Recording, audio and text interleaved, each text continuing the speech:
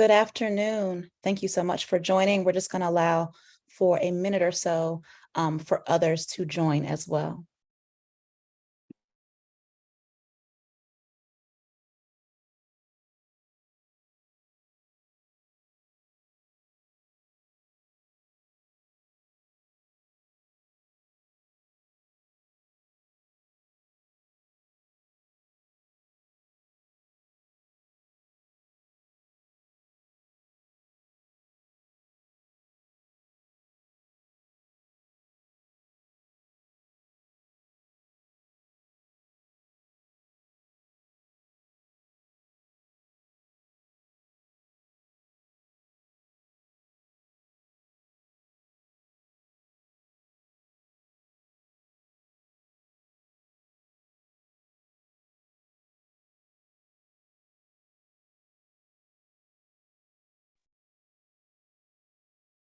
Good afternoon again, and thank you so much for joining the final Housing First joint webinar in our current series.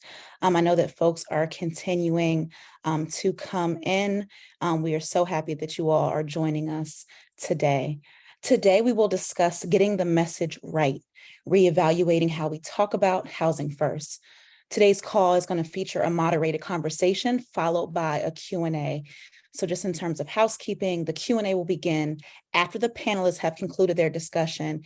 And at that time, we'll take questions that are submitted in the Q&A box. And so in getting the message right, simply the research is irrefutable. Housing first is the most effective approach for ending homelessness for most individuals and families. Yet, in recent years, widespread misinformation about housing first and how it works, what it is, and what it entails. Criticism of the Housing First model coupled with the increase of homelessness has made and perpetuated confusion and misunderstanding about the model among lawmakers, media, and members of the public, despite its evidence-based approach. So today's panelists join us from the Case Made, Housing Narrative Lab, and Invisible People to discuss the challenges involved in messaging about the success of Housing First and offer their perspectives to show how we're going to reorient messaging to illustrate the model's benefits more effectively. I'm going to turn it over to Tom Murphy, Senior Director of the Alliance, who's going to introduce today's panelists discussion that will kickstart after our Q&A. If we do run over time, we do want you to email either me or Tom, and we'll make sure we drop our emails here in just a sec, just so that we make sure that everyone's questions are answered. It's a great showing so far. So thank you all again so much for joining. And I'm going to now turn it over to Tom. Tom? Thank you very much. And good morning or afternoon, depending on where you are. I do want to tell you just a little bit about who's joining us today. We are thrilled to have this panel with us. We're going to start with Lindsay Knotts, who's the Managing Director of Impact Strategies for the Case Made. Before joining the Case Made, Lindsay served as a policy and content expert for the Housing Policy Playbook Project for the Biden administration. She also formerly served as policy director for the U.S. Interagency Council on Homelessness, where she led the council in developing Home Together, the federal strategic plan to prevent and end homelessness. A roadmap for federal agencies, national partners, and communities. Lindsay is a trained social worker who started her career on the ground in rural West Virginia. We're also joined today by Mark Horvath, the founder of Invisible People. In this role, Mark utilizes his talents to shed light on the often disregarded plight of homelessness. Through Invisible People, he reaches an astounding number of people each year, educating, enlightening, and inspiring millions. Mark's authentic storytelling approach encompasses video, social media, and journalism, captures the essence of individuals experiencing homelessness and challenges societal perceptions. By humanizing his stories, he fosters understanding and empathy, igniting a collective call to action for meaningful change. He is currently making a film about Finland's success with Housing First, and in fact, he is fresh back, so bear with Mark as he deals with the ravages of jet lag. And he is also fresh from receiving the Streamy Creator for Social Good Award. So we're joined by Mark, and then finally, we're joined by Marisol Bayo, the Executive Director of the Housing Narrative Lab. She has spent a career championing the stories and voices of people with lived experience, so they lead in creating the solutions that help every family thrive. First as a journalist, most recently at USA Today, telling the stories of families working to make ends meet, and then in the nonprofit world, where she led narrative strategies to change hearts and minds about those living on the brink and move people to action.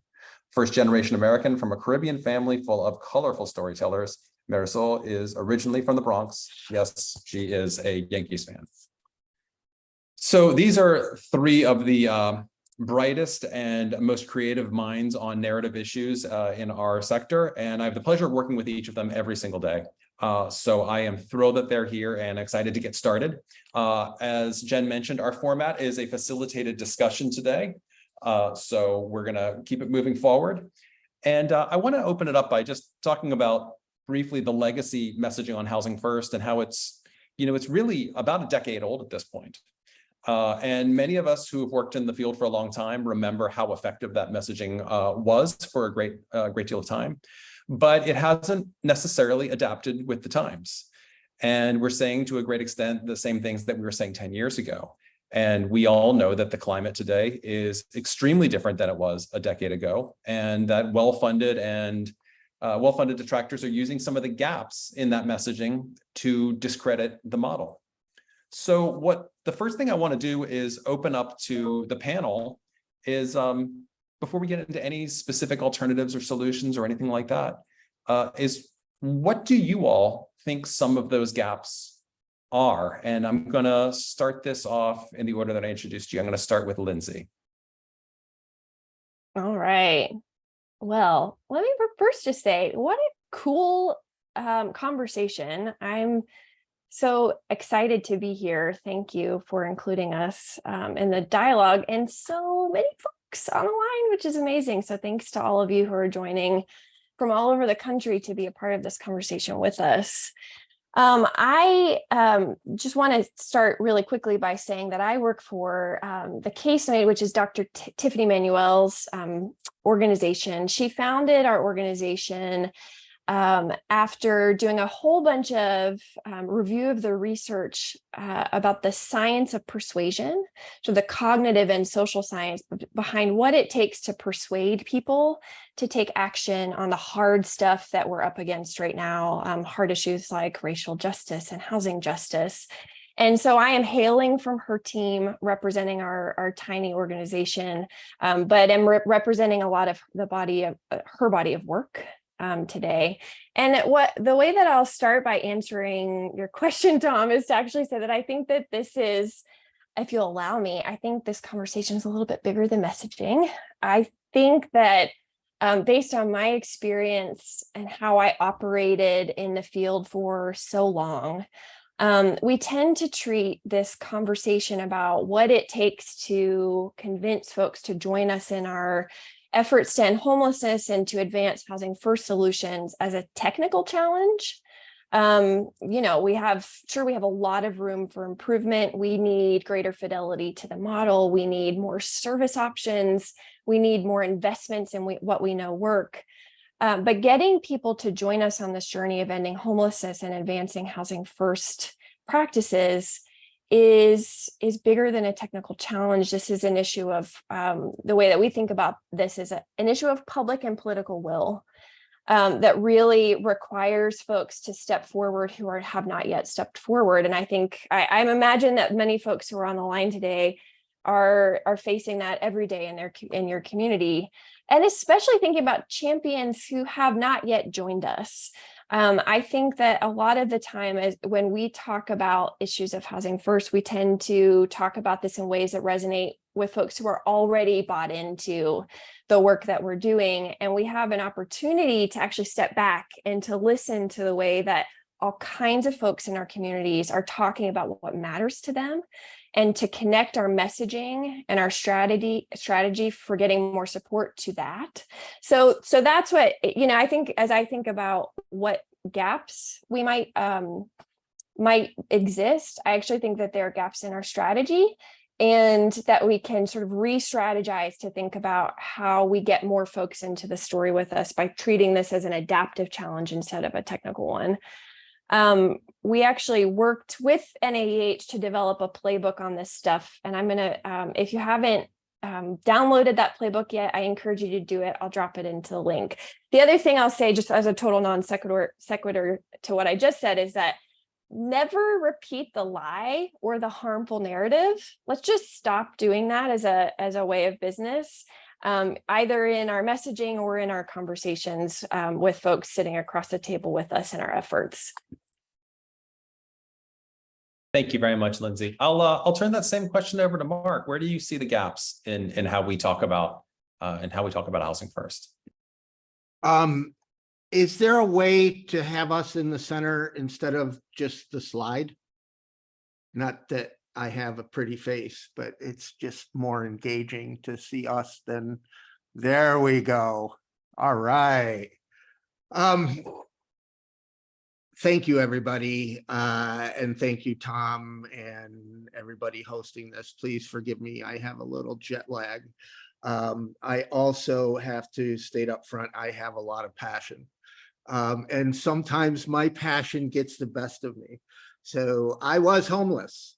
I worked as a case manager, housing people with the Housing First model. I'm directly connected to about 2,000 homeless people in real time every day through an online support group we have. And this morning, several people were literally melting because of the heat. We need to get people into housing. It's also very, I don't know what the proper word is, so I'll just get to the point. We have been shoving housing first down the public's throat for over a decade. We've been, evidence, research, housing. And it, as far as I'm aware, that housing first or support for housing as a solution is at an all-time low. And I think there's some things that we can do to change that. One of the things is we need to talk about the systemic causes of homelessness, talk about the affordable housing crisis, because without housing, there is no housing first. Stop sharing how housing benefits homeless people. I care, you care, but most people do not want to pay for what they believe to be free housing for drug addict criminals. Start sharing how housing is the only permanent solution to removing homeless people from the public site, because that is all the public really wants. Include shelters in the conversation. We've created our own resistance by being housing only, housing. And, the shelters, many of the shelter operators, especially from the faith-based community, are the primary detractors fighting housing as a solution. And pay attention to the world around us. I mean, just this last week, you had Gavin Newsom and the mayor of San Francisco coming out in support of criminalization. And people that are supporting criminalization are not supporting housing. They might say they are, but the Martin versus Boise, they want to get rid of. There's a piece on it on CBS News last night. And tell the story through the lens of homeless people, not just formerly homeless people. Become a media publisher and don't avoid hard topics like addiction. When we skirt around the hard topics, and I'll talk about this a little more when Tom asked me about Helsinki, the public uses it against us. The people against housing use it against us. Thank you so much, Mark. And finally, I'll turn it over to Marisol. Where are you seeing some of the gaps in our work on this topic to date? Super. Thank you so much, Tom, Lindsay, Mark. It is always wonderful to be on a call with all three of you. And thank you to everyone. I'm just so excited to be talking to you all today about something that is so important. Just really quickly, my name is Marisol Bello. I use she, her, pronouns, and I'm the executive director of the Housing Narrative Lab. And we exist to basically help everyone understand what it means to tell a new story about what it means to experience housing insecurity and homelessness and why. And so I want to talk about a couple of things. And I just 100% on everything that Lindsay and Mark have both mentioned and talked about. One is a little bit about, in terms of the gap, is shifting some of our own mindset and how we think about and talk about housing and home. And we talk about it and think about it in very policy wonky ways. And it's how we think about it. And then it's also how we talk about it. And so shifting that mindset so that we talk about it as the essence, right? Home is the place where we all get to live our best lives, where we are safe, where we are secure, where we belong. So shifting how we talk about and think about home, because at the end of the day, we're not doing this because of a policy. We're doing this because our vision for home is that everyone is safe and is living and is on the path to living their best life. So that's the first thing I will say. The second thing that I will say, we think about how we talk about housing, and Mark was alluding to this as well, is that when we talk about this issue, we talk a lot about housing as the solution. And one of the things that happens is that the public sees people living on the street. To them, homelessness equates very directly to people on the street.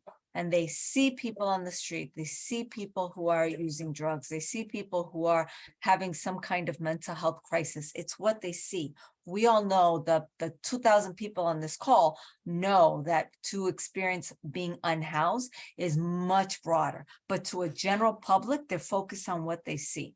So that when they see this and they're thinking, folks made bad choices, or folks, housing is a personal responsibility. And we, the 1.7 people on this call, are talking about giving people free housing. That's jarring for them because they're thinking, wait, you're talking about giving somebody housing and here they are making bad choices. So we do need to look at both expanding what homelessness and being unhoused means, number one, but two, we also need to acknowledge what people are seeing. Right. And so that idea of we have a 1-2 solution. One is housing, because that is the first step to getting people on the path to recovery. And for many people, getting them housing is a great first step and they're on their way. But then there are those of us who need some more support because we are struggling to navigate an increasingly complex world. And so that means that folks need some additional services. Drug treatment, job training, mental health care. And that 1-2 of housing and services is a proven solution for folks. So a lot of this is both a shifting in mindset of how we are thinking about this and then taking action on our end to talk about it differently.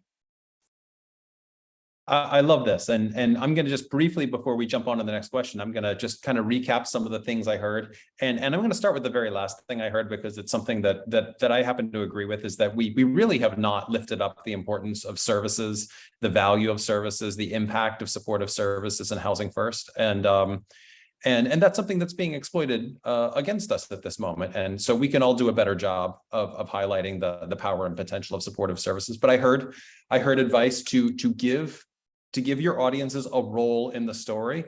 I heard to focus on systemic causes, and specifically the affordable housing crisis as one of them.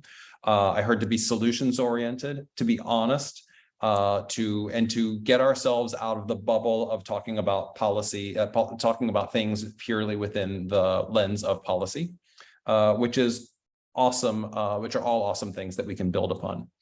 So I'll ask one more question very quickly, and this will be a little bit of a speed round, but for each of the panelists, what words do you use when you are telling someone, let's talk about your grandmother, let's talk about a neighbor, when you're talking about housing first? What are the ways in which you talk about it? Let's take it on over to Lindsay first.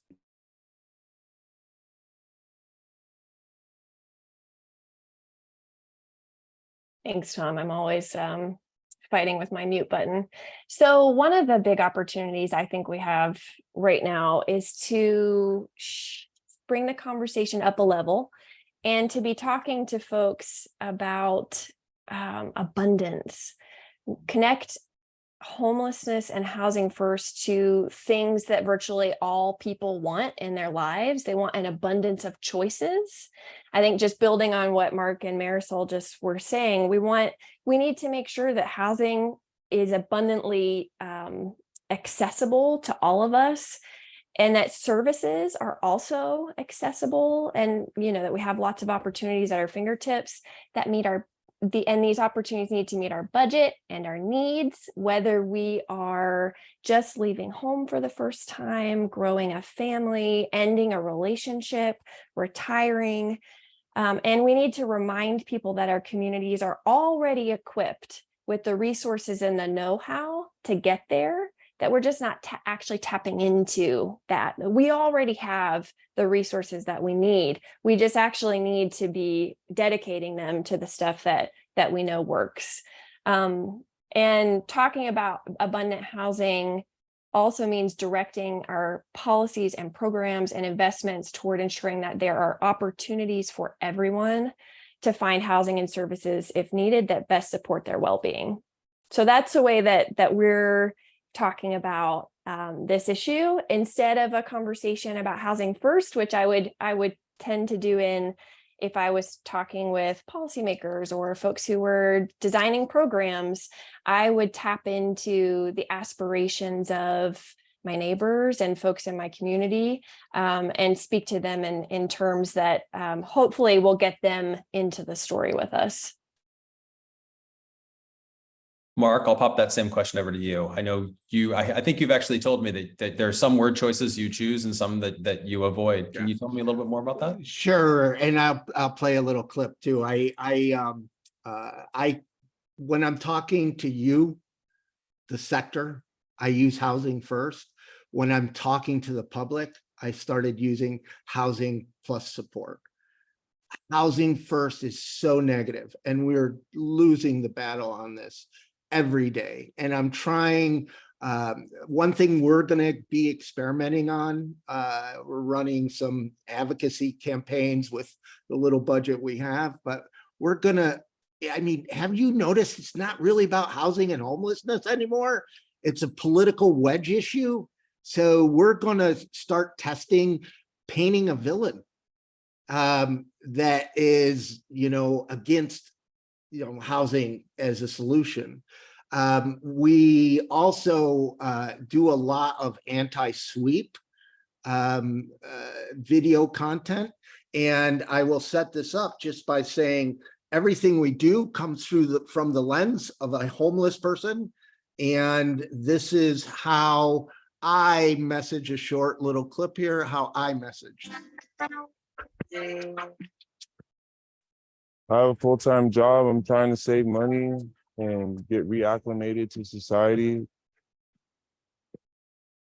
The city came and they posted the sign, and I had to take off work today so I can move all my stuff, otherwise it would get thrown out. This is the third time that they came this month. The last time they came during the rain, so we lost more than half of our stuff. So what they do is they post a sign with the map of the cleanup area that's highlighted in yellow. And so you have to move your stuff off of the yellow line. And so that's usually at the end of the street to the right. So we just move our stuff and we move it back. And so the problem never goes away. We're still here. This is where we live. We're normal working people, just like anybody else, except we have to pack up our stuff every 2 weeks and move it, or we lose everything that we own. I need every cent that I can get, and it just sucks that I had to take off work to save my stuff. We were talking to a neighbor earlier who said this happens every time. They just move homeless people down the street and then they come back. What is the point of this? We all want clean streets. I don't want to see encampments. You don't want to see encampments. And the only way to get homeless people out of sight is to get homeless people the housing and the support services they need. So I first, through the story of a employed homeless person, humanize homelessness, shatter the stereotypes, reinforce that the sweeps, the criminalization do literally nothing to solve the crisis. And then I message housing and support services are the only permanent solution. Thank you very much, Mark. And Marisol? Yeah, I love that, Mark. Thank you so much. And thank you for sharing that video with us. You know, for us, and I think generally when we talk about housing first, again, like Lindsay and Mark have already mentioned, a lot of this is not just framing this for our varying audiences as a policy, as the policy of housing first, but really taking that step back to talk about why does housing first matter, right? And it matters because everyone needs a home, right? Everyone needs a home to get on the path to living their best life. People want and need safety, stability, community, joy, right? All of the things that you need to live your best life. And so when we are talking about a safe place to live as the first step, then talk about the second step. Again, to Mark's point just now, right? Services. There are those of us that need some additional support to navigate a complex world, right? And so then being able to talk about what those things are.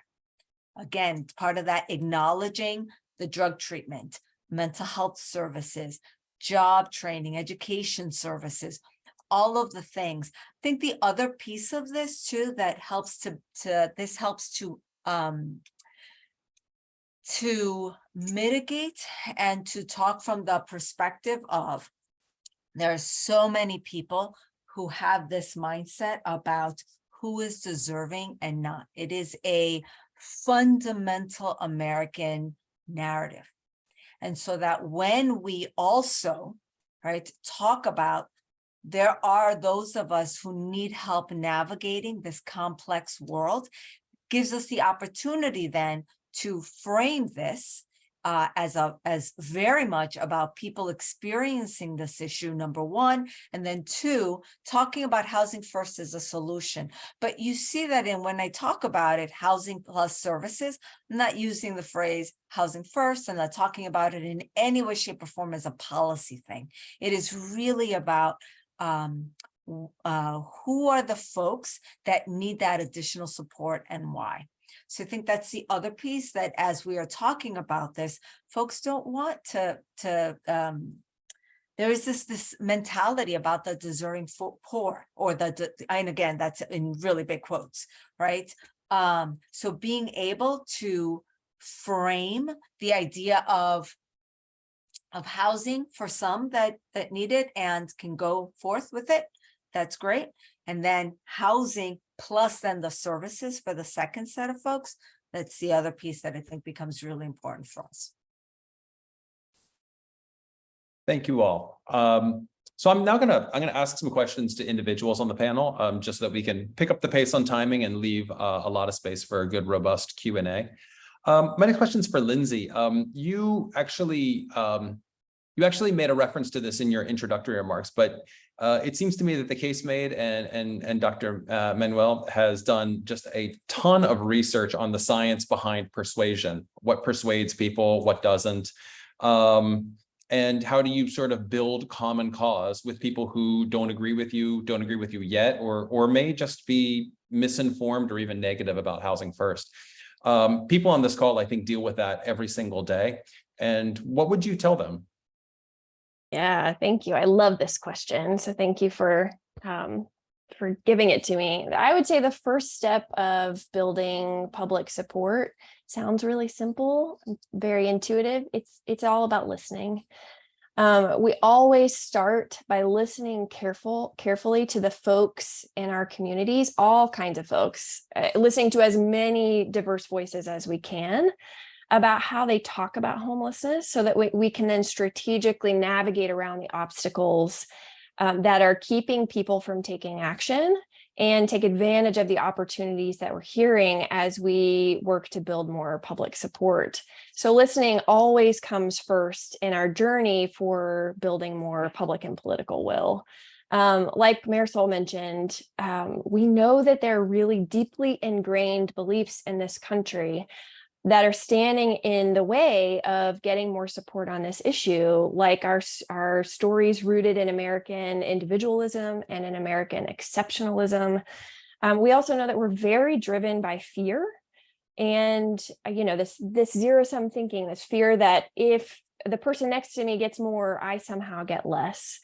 And so we have to understand the things that that folks around us are afraid of, so that we can then navigate around some of those fears and replace some of these dominant narratives that are currently so ingrained with new narratives. And all of that, again, is based on how we're listening and listening differently to all kinds of folks. And I'll say the second step from our perspective for persuading more people to step forward in our efforts to end homelessness and to take action on, like making sure that we're scaling housing first, is to create a thoughtful engagement strategy to mobilize more champions in the work that we're doing. Again, sounds really simple, right? But I think just taking a step back and understanding that our job is really to get the broadest universe of people we need on our side to step forward, to paint a compelling picture that allows folks to see their vision for the future painted in front of them, and to begin to strategically engage them accordingly. So this means actually mapping out our stakeholders that we need to end homelessness, or that we need to, build this new development, or make sure that we have the buy-in to get the a new program started, that we're actually mapping out who we need first, and we're crafting a case specifically for those folks. So take the example of landlords, just to throw one out there. If we know that we need landlords first to make any progress in the community, it's one of, I'm sure, a couple of really key stakeholders. We have to craft our case specifically for landlords, speaking to them about what they care about and what they're afraid of, navigating around any harmful narratives that might be prevalent in the community connected to landlords, and then making sure that we're making them the hero of the story, giving them a really clear roadmap with wins, and that roadmap connects to our bigger goals. And trust here is critical. All of you who are on the line know this, but this work is not fast. But we need to be really intentional about engaging folks that we really have to have. It takes time, it takes relationship, it takes bravery and care. But by getting those folks into the story with us, we're going to be so much more successful. Thank you so much, Lindsay. So I'm keeping an eye on the Q&A and the chat, and I see so many references to the innovative things that are happening in Finland. So my next question is for Mark, who is fresh back from his work to produce a film on exactly what everyone's asking about. So Mark, one of the things that you have mentioned is the personal benefit framework for persuading people on housing first. And it seems to me that you had posted something on one of your accounts specifically about how elected officials in Finland were using that model. Can you tell us a little bit more about what that means and what it looks like in action? Sure, and thank you very much for such a perfect setup. Even for the roll-in. Perfect. So one thing that we have done, all of us, historically not so well, and it's not that we're bad, it's that we care. We have messaged how housing helps the homeless person. They can brush their teeth, they can take a shower, they have privacy. All those things are important to me, and I know they're important to you, but to the public, they're not. All the public wants is homeless people gone. And with COVID and growing homelessness, and you can guarantee homelessness is going to continue to grow. We have a perfect storm of homelessness coming. This push to get homeless people out of sight is going to continue to grow. So when we are doing messaging, and let's be honest here, the right-wing philanthropy, right-wing funders are investing hundreds of millions of dollars into negative propaganda, pushing for criminalization. And our side, we've got to step up to that. Our foundations are going to lose all their investment in housing. We, as just us, all of it matters. Everything counts, but we have to really influence philanthropy to step up in a significant way. This is an ongoing battle. This is not going away. And with the 2024 election, there's going to be more of a push for internment camps that are just crazy. Let me play a clip. This is actually he was the housing minister for the country, but also the former mayor, and he is the head of the Conservative Party. He's instrumental in bringing in housing. All around the world, you see homeless people in the streets. In some cities more, in some cities less. In Finland and Helsinki, you see less because of the housing first. And I'm sure that that is something which benefits the city a lot. It has helped the community. I think that the people here living in Helsinki thinks that this is a safer and more pleasant city because of not having those people on the streets. And it's also a better city for visitors, for tourists, and also a better city for example, foreign direct investments, knowing that this is a clean, safe, pleasant, well-organized city. So you are actually able to create a huge amount of different kind of benefits, both for the community and also for the local business society. So I could go on, and this documentary that we're producing is going to be so awesome. We're going to have it out by Thanksgiving. But there's a couple of key points here that we need to pay attention to, and that is Finland is about affordable housing. Many of them said to us, you can't have housing first without housing. So the whole country is committed to 25% of all housing stock to be affordable housing. That is brilliant. There's also, we went out with the city outreach team. Now, I'm going to tell you a quick story, and you tell me if it will fly here. We went out with the city outreach team, and they do what's called social reporting. So they have, or they see challenges, failures, they make suggestions, and that report goes to their supervisor, the politicians, and the news media. Every report goes to the politicians, news media, and their supervisor. Talk about accountability. But the point here is they want to get better at housing people. They're calling it Housing First 2.0, where we were in every housing first facility we were in, they provided purpose for people, a way for them to have a little job, to make some income. And the income, yeah, it provided cigarettes or whatever, wasn't as important as a reason to get up in the morning. In one housing first facility we visited, there was a recording studio. So Finland is much more focused on housing retention than just housing placement. We're all about housing numbers and getting housing numbers up, but Finland, really, their Housing First 2.0 was all about making sure people thrive, not just survive.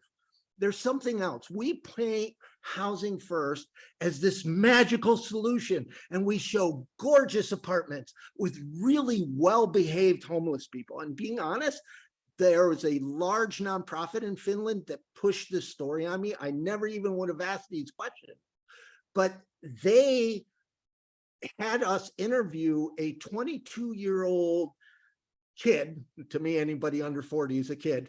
They had me interview this young adult who was still on drugs. And I don't do that, but the nonprofit brought him as part of the interview. And then we went and go to visit his room, and his room was destroyed and there was needles all over the place.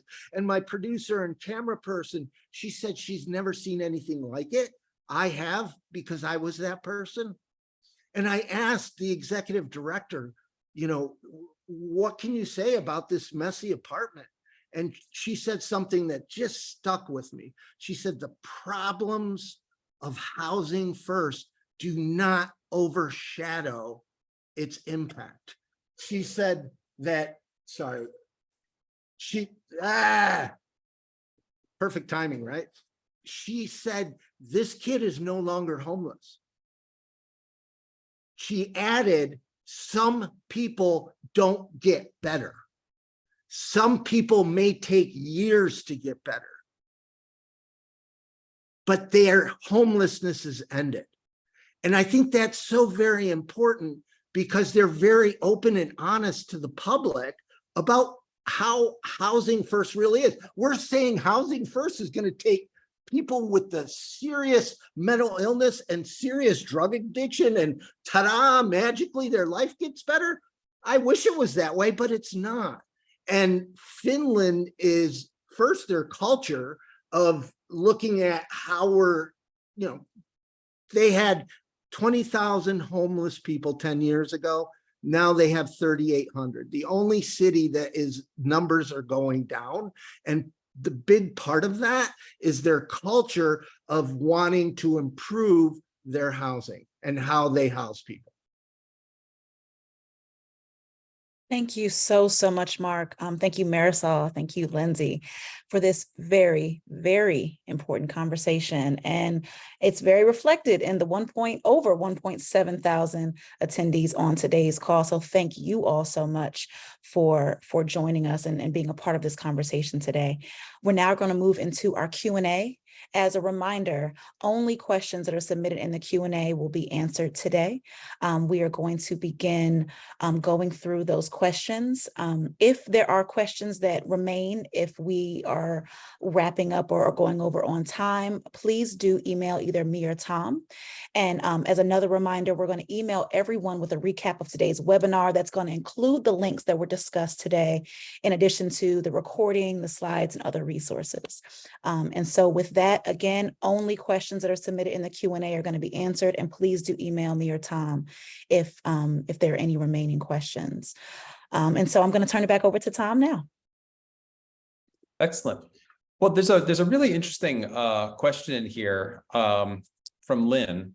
Current problems, the hedge funds for investing in housing are the big money makers for the very wealthy, and you know, they invest in low-income housing, either leaving it without renting it or developing it for non-affordable housing. How do we push back on that? And I'm not going to step on anyone's toes here, but it does seem that a few of you in your early remarks talked about systems, and it seems like this is a really interesting opportunity to talk about systems. Does anybody have an opinion on that? Tom, can you read the question again one more time? Actually, thank you. Certainly. A current problem is that hedge funds for investing in housing are the big money maker for the very wealthy, and they invest in low-income housing and either leave it without renting it or redevelop it into non-affordable housing. How do we push back?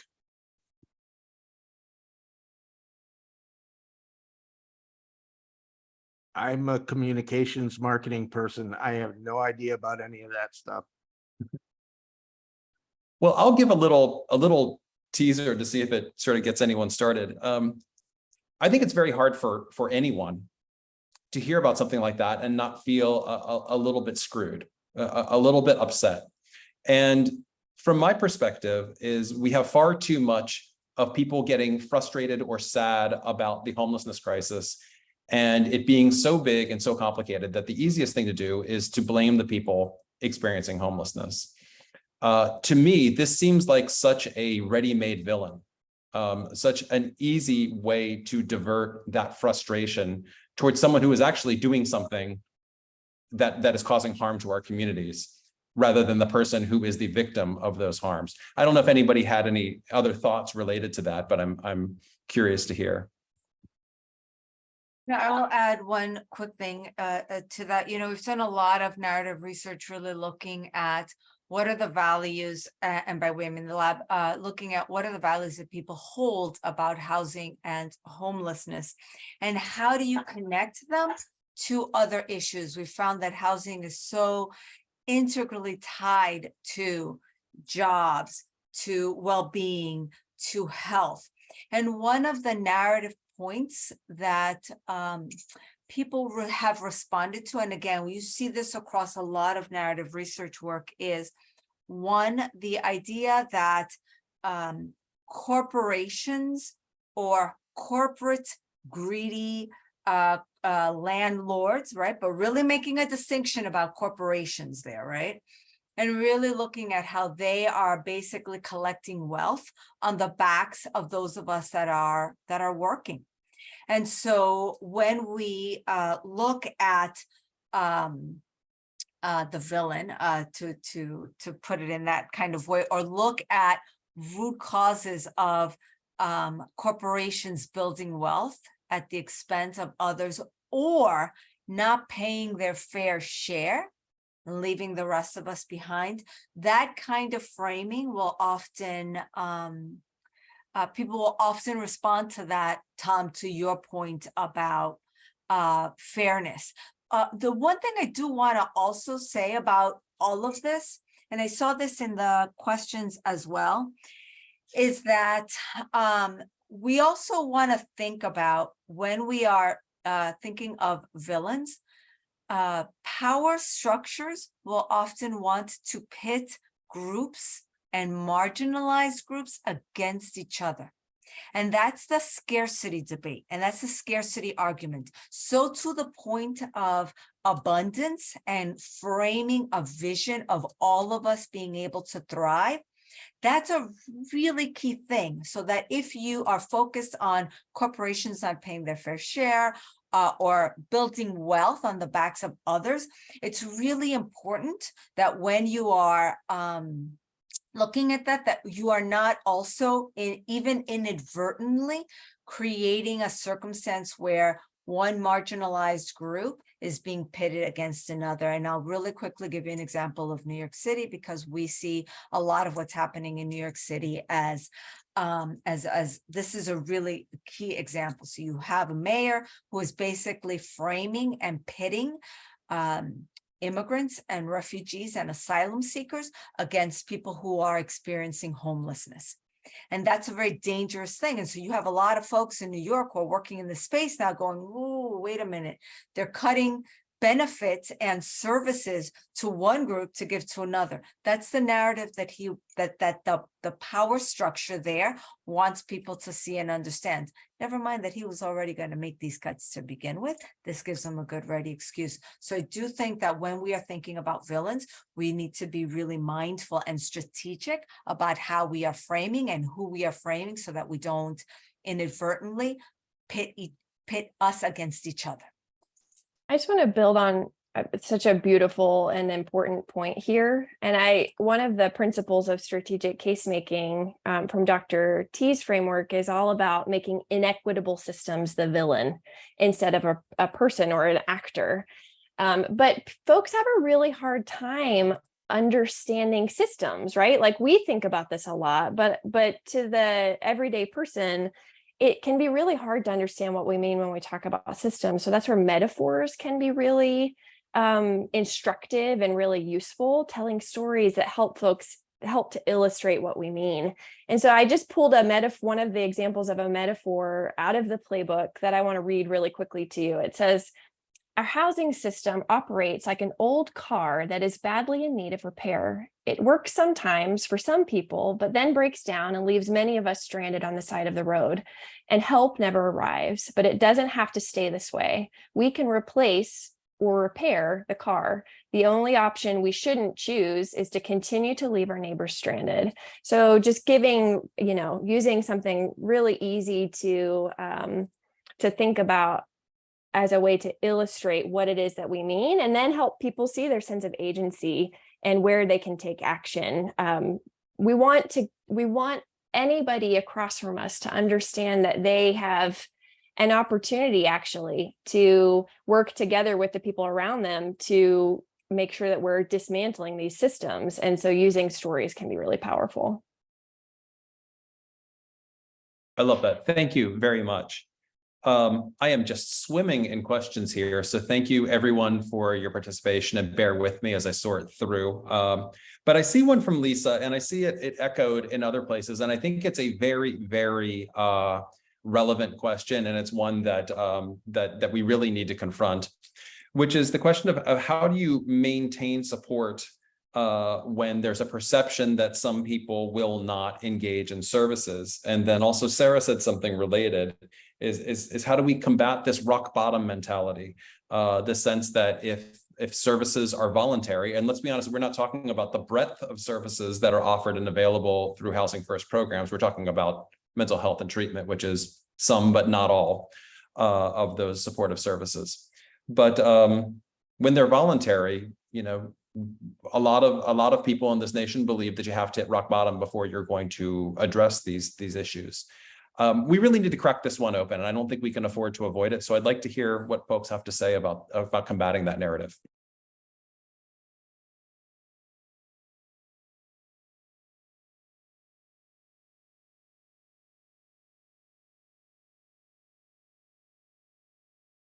I can call on someone.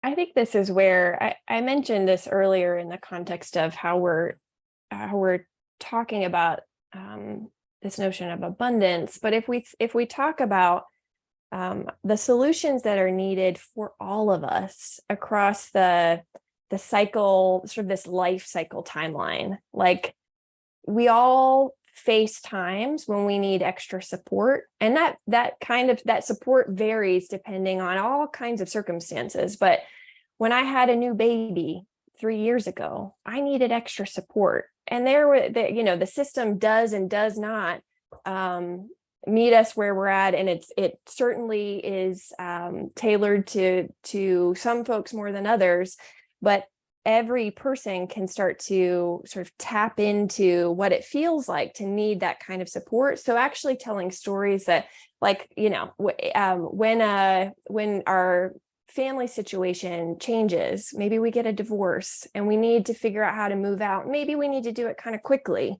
We need a little bit of extra support. And when we're retiring and our needs are changing because we're aging, and we need to make sure that we have a ramp that allows us to get in and out of our home quickly, what kinds of services and supports are needed in those moments, to begin to illustrate that all of us, again, require this sort of abundance of supports and different kinds of housing opportunities, to take less attention away from this notion that there are certain folks among us who, you know, are just sort of beyond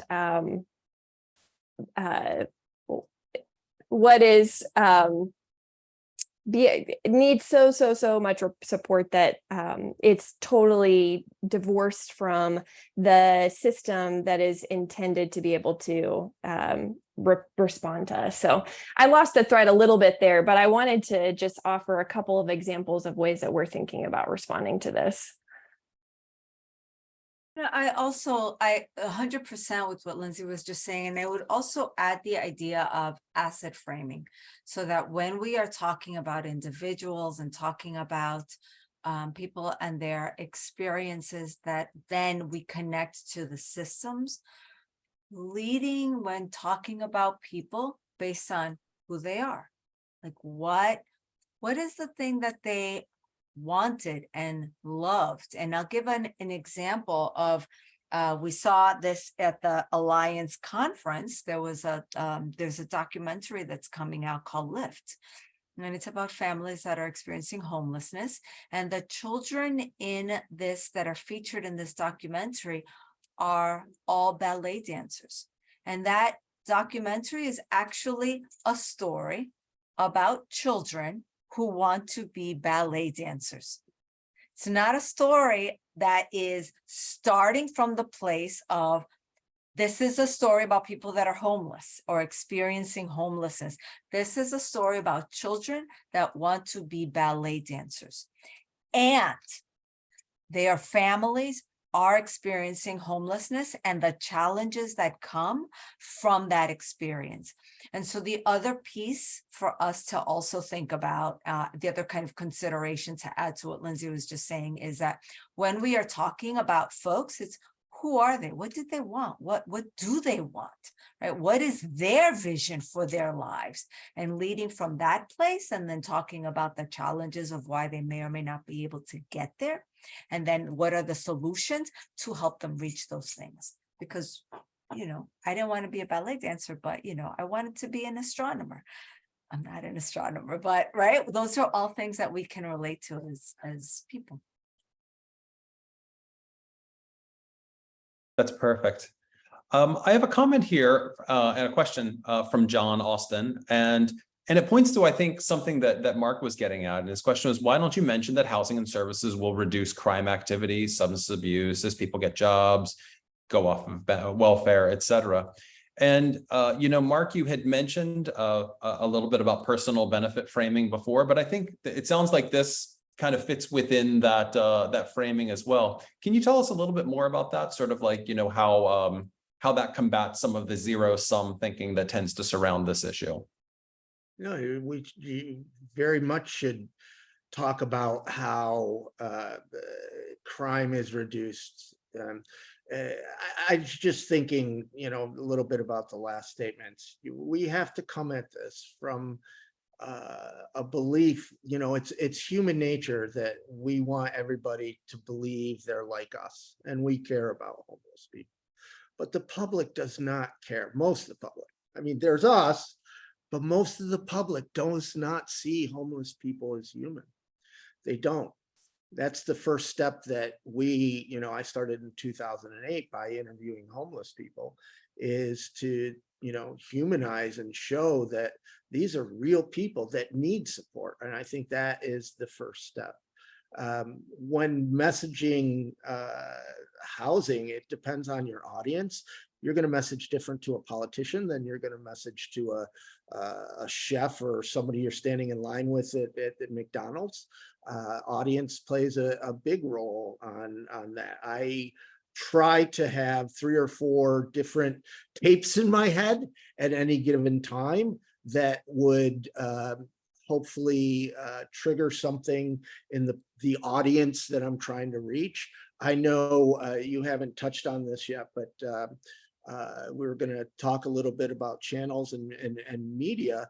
So for me, what I have found is the biggest impact comes from something like this, that if you're doing an in-person event is where you have the most impact because there's interaction. So for me, I have always, like when I'm speaking at a marketing conference or something, not homeless services, marketing conferences, I take a homeless person on stage with me. I think it's really important to reach new audiences. We all try, we all talk in our own echo chamber.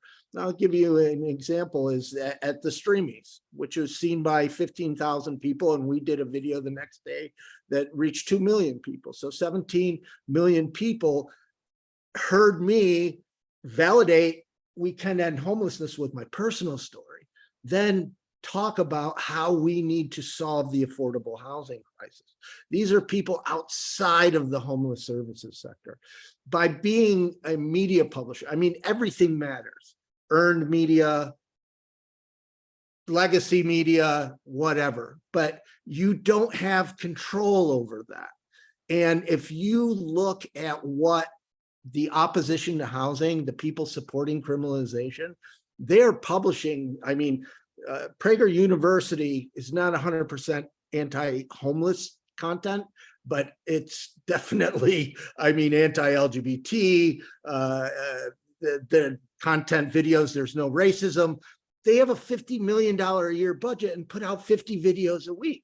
You have different right-wing organizations paying people to spread on social media.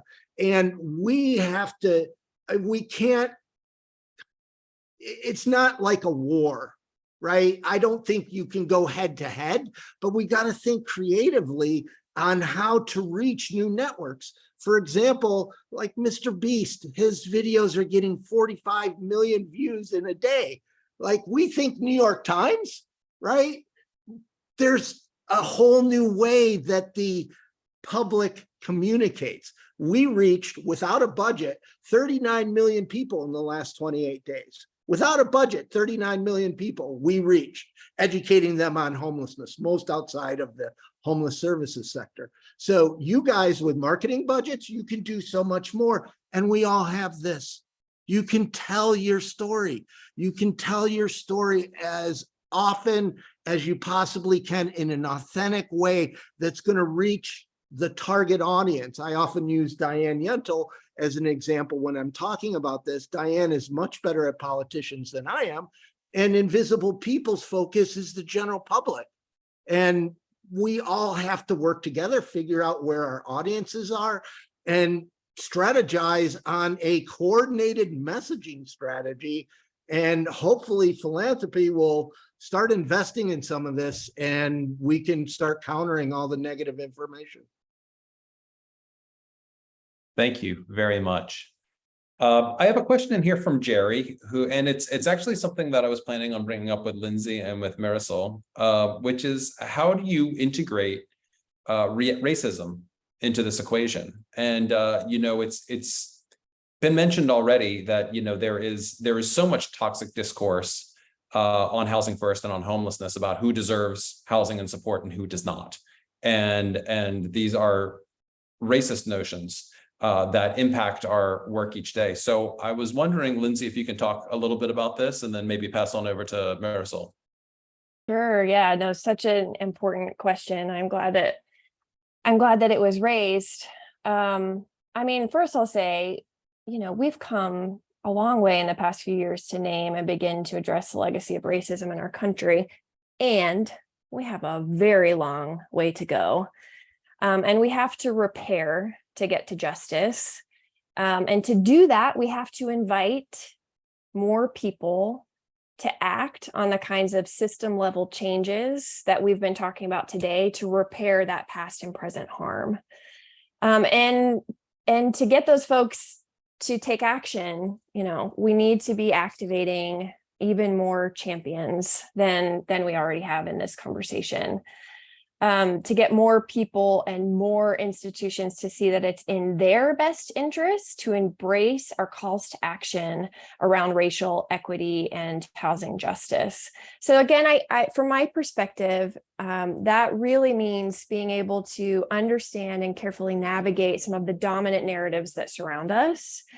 And I'll say that there's no, from the casemate's point of view, there's no like 3x5 card on how to do this stuff. There are no talking points that we can offer. It's really about a strategy for thinking about how we engage with folks on these topics. Dr. T often says that we need to start by naming the tension that's caused by differing perspectives when it comes to racial equity and racial equity at the intersection of ending homelessness. How we label what we're seeing can either help or hurt our case. And so being able to name how different people label inequities differently can get us to a more productive conversation around system level solutions like Housing First.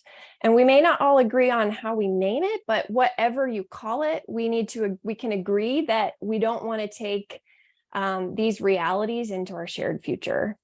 And then I think there are two other pieces to this conversation from my perspective. One is to understand who our audience is. This is all about, like figuring out how we're talking to other folks about these issues.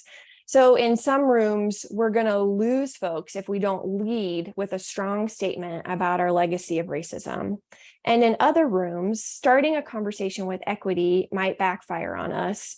So the folks in that room may need a little bit more of an on-ramp into that conversation to get us to the place that we're trying to go.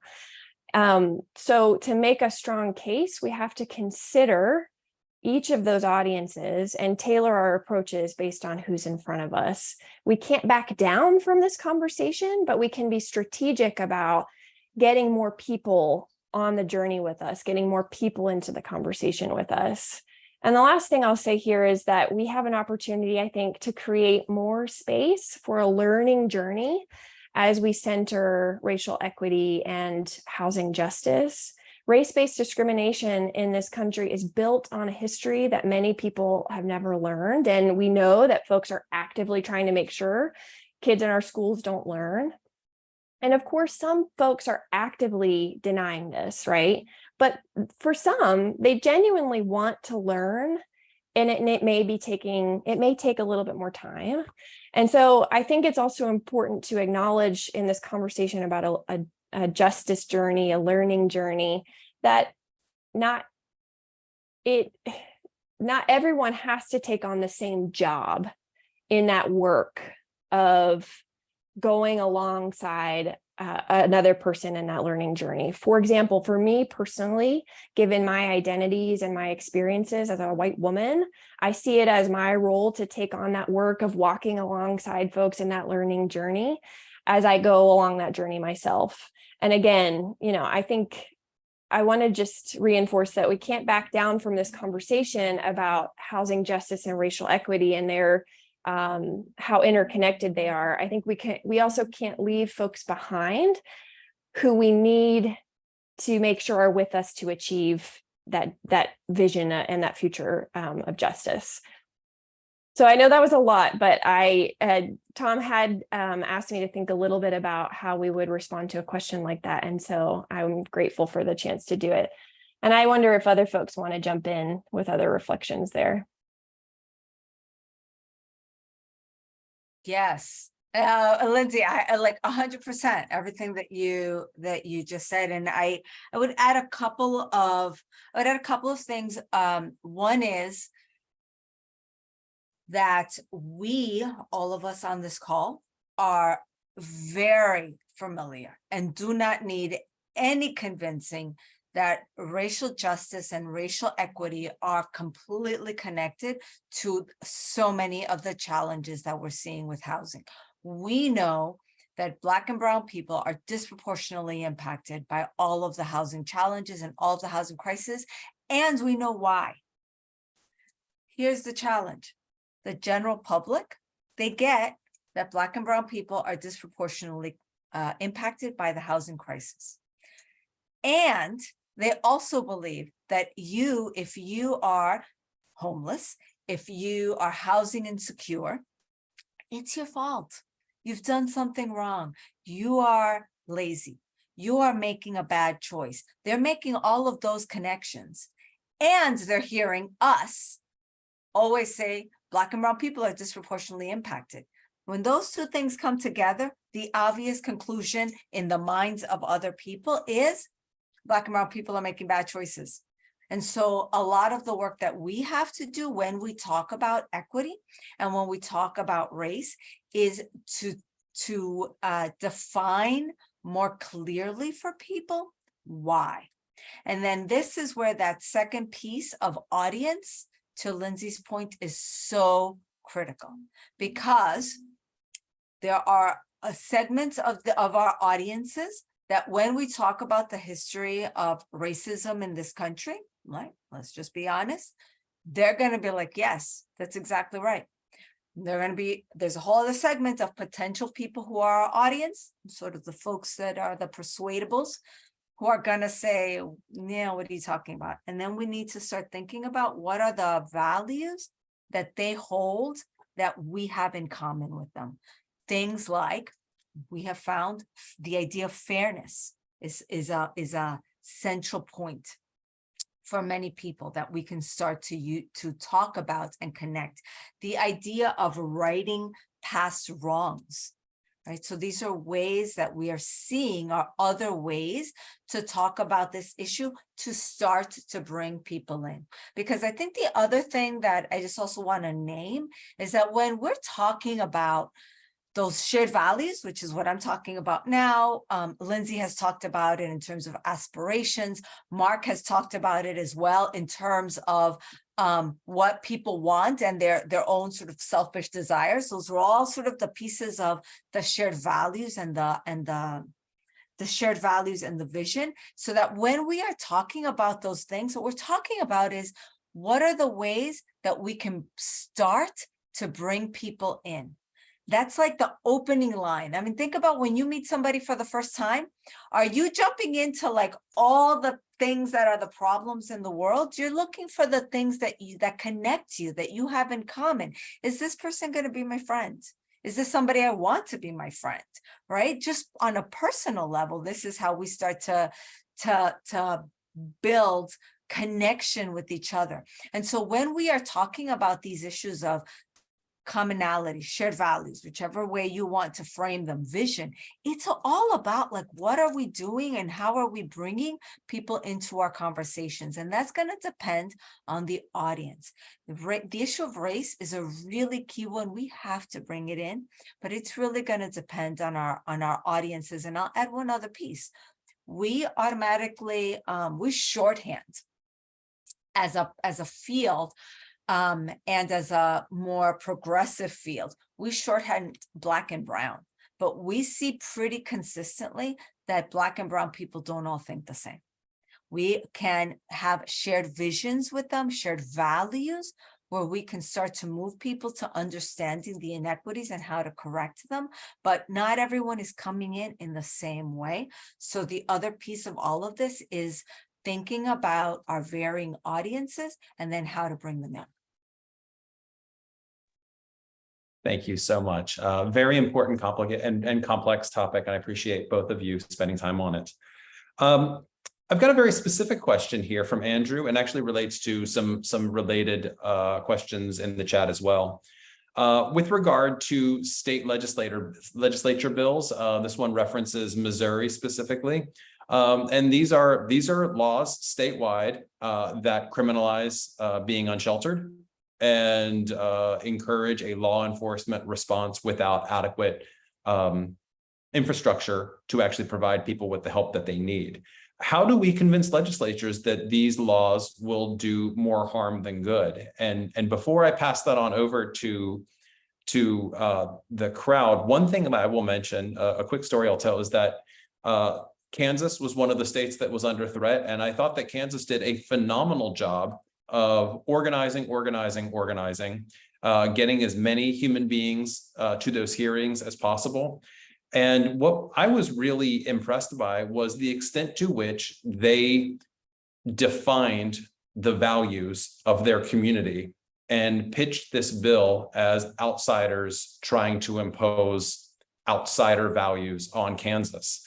And that was just the beginning of the foundation, but it really does emphasize what we've heard so often today, is that this is about values, this is about shared values, and trying to use that as a magnetic force. So I'm going to turn this on over. We know that these bills are spreading like wildfire. They are extraordinarily dangerous.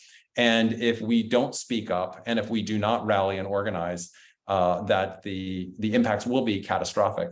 So I'd love to hear your perspectives on how we can be rallying more people and building a more united front against this movement.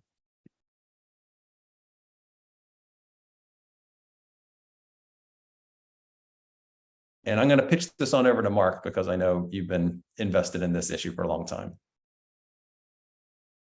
And you are muted. I'm glad I'm muted. My phone went off. And the jet lag is coming in. And I just remembered there's this guy, I think his name is Tom, that said messaging without organizing doesn't work. So like for Invisible People, we reach a massive audience, but we do not have the resources to do advocacy. So we try to partner with others, but here's one thing that we don't do great in our side is working together. I mean, we talk about it, but we really need to step up and work together. And the piece that I can talk about directly, especially with the criminalization, which is what we do. So as I said earlier, our direct contact, our audience is the general public. I want to believe that our politicians still care and listen to us. So I think there's power there. However, in recent years, I'm not sure many politicians still listen. But what I try to do and what we try to do in our anti-homelessness content is to put people in the tents. So often you will see advocates who will show a photo of a garbage truck and tents being thrown in the garbage truck. That's what the public wants, right? I also want to share that, when we talk tax benefit, I do not think that resonates with people. For instance, here in Los Angeles, people were supportive of LAPD cleaning out Echo Park Lake at a cost of $3 million.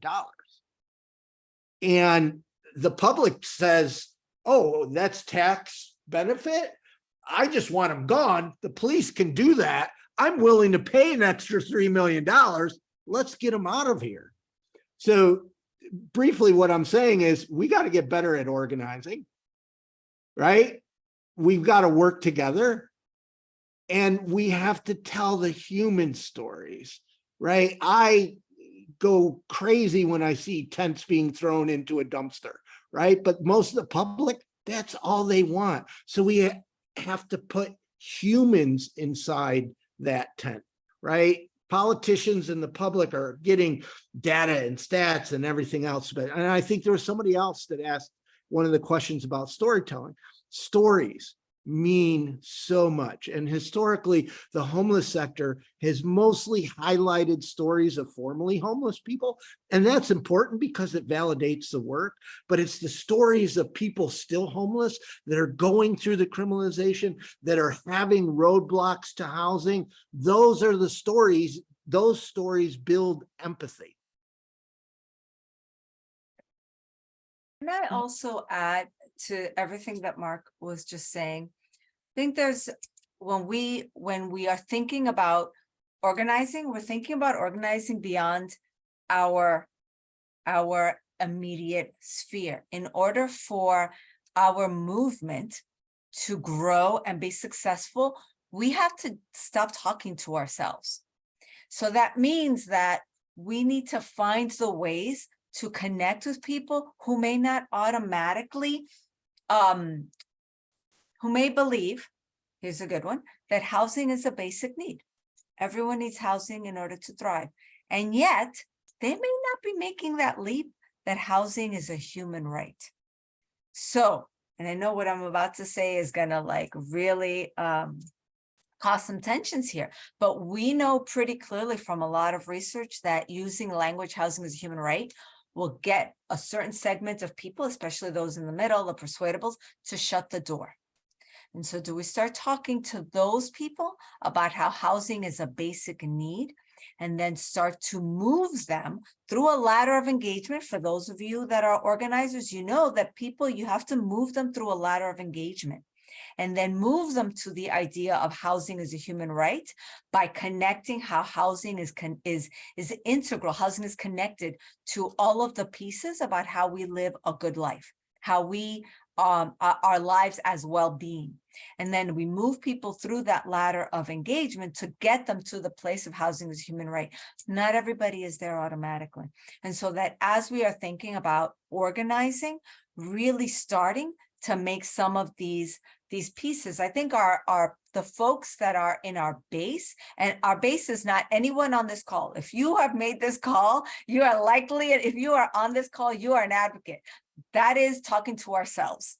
So now we're talking about the base. Those are our moms, our dads, our neighbors who are thinking, yes, housing is something that all of us should have. And yes, government should pay in helping to make sure that everyone is housed. That's our base. We need to get them energized. And then there are those people in the middle, right? Who are like, bad choices. And yes, housing is a basic need. So these are all elements that I would add for us to be thinking about, moving people through the ladder of engagement based on where they are. We're not leaving them there, but we're gonna meet them and then get them moving to where we need them to go. I love these points. And can I add one more thing? Because I think this is such a great question for us to take up together. You know, we are able to get super loud and clear about things that we don't want.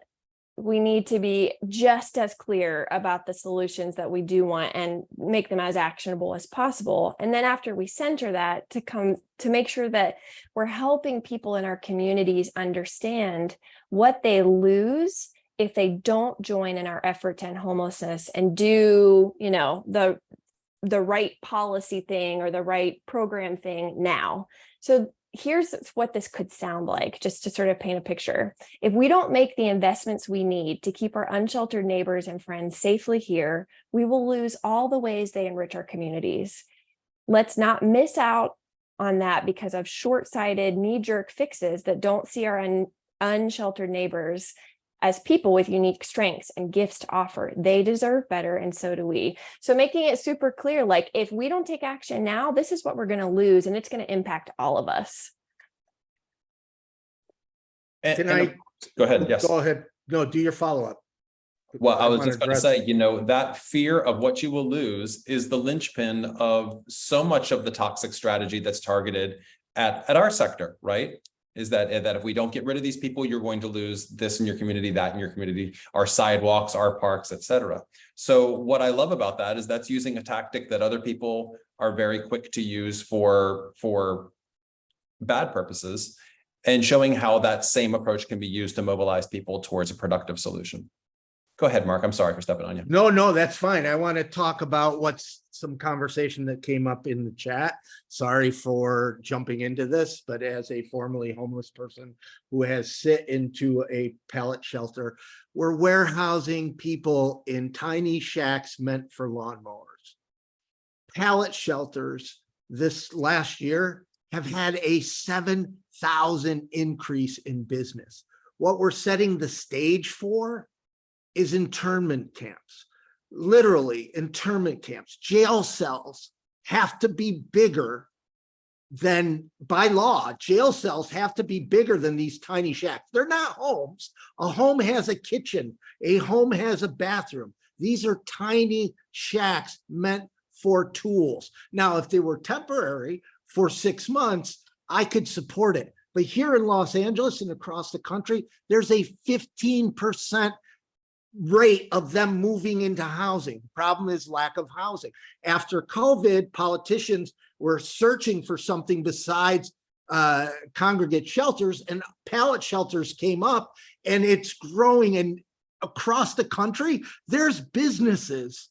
There's a politician in Georgia that has started his own tiny shack village and is now lobbying his community in Georgia to criminalize homelessness so he can get more people into his tiny shack.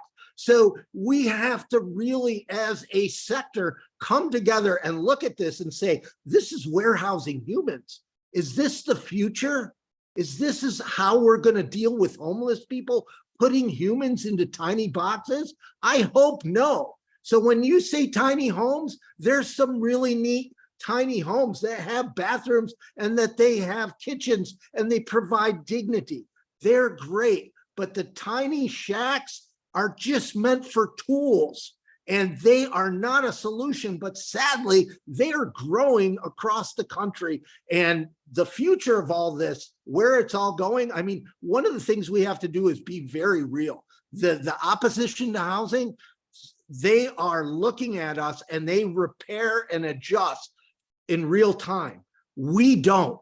And we have to look at the narrative that they're sharing. We have to look at how they're sharing, media publishing, and we have to come together and stop this tiny shack movement, because the end result of it will be internment camps. And in the 2024 election, Trump's already testing that narrative.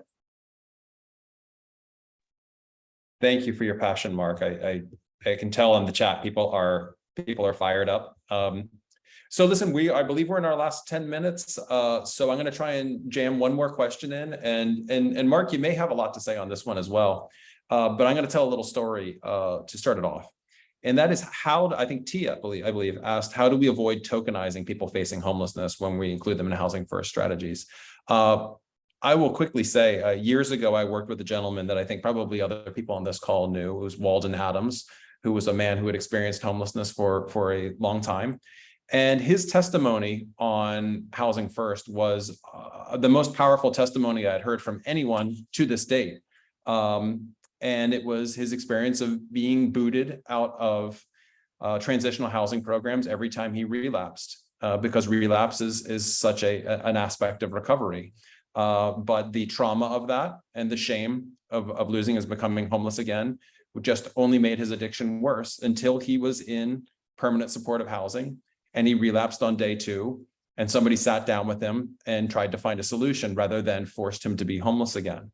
And I tell that story only to say that the greatest thing we did with Walden was not tell him what to say, was to get out of his way and let him testify and watch people come around right before him. But Mark, so much of what you do is centered, all of what you do is centered around individuals experiencing homelessness. So how would you respond to this idea of sort of how do we avoid inadvertently or just carelessly tokenizing people in our communications? By not just listening, because we don't listen. There's no homeless person or formerly homeless person that's going to say something that we haven't already heard. But we have to put them into, or place them, or promote them, or whatever, lift them up into decision making, where they're making decisions about services and housing and support of their own life, or even in the lived experience. I mean, lived experience is now this sexy term that we all use, and we have webinars on it and we have conference sessions, but it's still very much tokenism.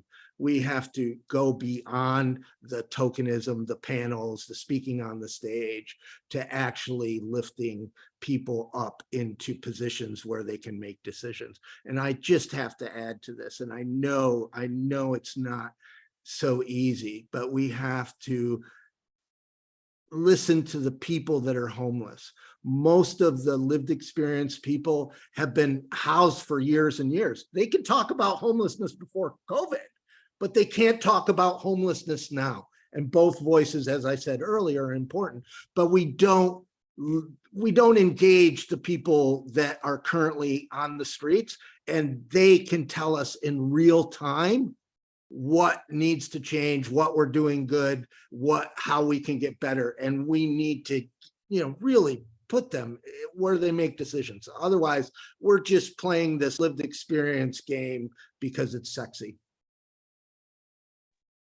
Sorry, the jet lag, it's swimming. Do we have any other thoughts of that with the time that we have left? Yes, the only other thing I would add is, and to Mark's point about lived experience right now being sort of a sexy thing, same as with narrative, that it has been traditionally very transactional when we have someone as an organization talking. It's like, hey, I have a funder. Can you talk to them and tell them how great we are? Hey, I have a reporter who's looking for someone who is between the ages of 30 and 40 and has 2.5 children. It's always been a very transactional piece. And one of the things that I think is really also important as we are talking about clearly very much how people with lived experience need to be in positions of decision making is trust and time, so that folks that are experiencing homelessness are also experiencing and have experienced trauma. That means that if you say, hey, I need you on can you join us on a webinar? They may say yes, and then they may say no. And so it's really important for us to be really cognizant that when we are working with people with lived experience who are decision makers, who are on our team, A, they should be on our team, and B, they should be decision makers, but also being really cognizant of the time and the trust that is needed for people as they are moving through that trauma, I think is a really important piece. So it's not just about, hey, tell us your story, because that is transactional. It's about building that trust with them so they feel like they own their story, that they are the leaders in that story, and they only tell you what they want to tell you. They're not being pushed to tell or say anything else that they don't want to, so that they then have the tools for that ownership and leadership. So what we're doing is also building leaders, not just storytellers. I got it. Somebody just put a link to Second Wind Cottages, and that is a great example of a tiny home village. And that's Carmen, who owned a body shop. He's not even homeless services. He went into a tent camp, learned right away that they need housing, and he went and built 38 cottages around his body shop. It's so amazing in a small rural town. But here's the thing, and Marcel was spot on.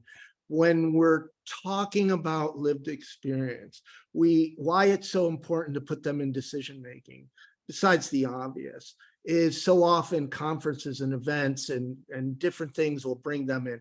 The COCs mandate that 2 formerly homeless or homeless people are on the committees, right? Have you sat through one of them? It's as boring as a root canal, and you're going to take somebody that has no real connection to that administrative level of homeless services and have them sit there. We need to compensate people when we're doing an event that you're bringing people in.